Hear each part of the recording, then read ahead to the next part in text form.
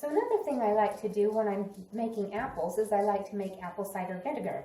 And it's super easy. You just take your peelings, your cores, and you cram them in a bottle. All the leftover stuff that you don't even want to eat, cram them in the bottle. Now,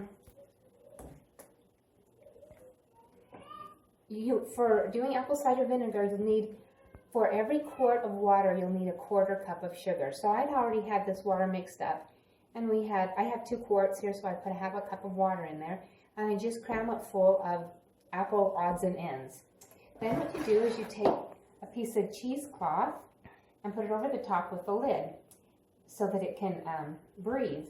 This is when I started yesterday, and if you want to look at this, you can see it's already got these bubbles. It's already starting to ferment.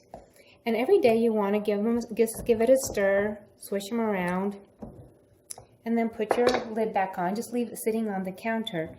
And this is going to ferment. You will smell it. It will start, first it will smell kind of like wine, and then it will start smelling like vinegar, and you'll be able to smell the difference.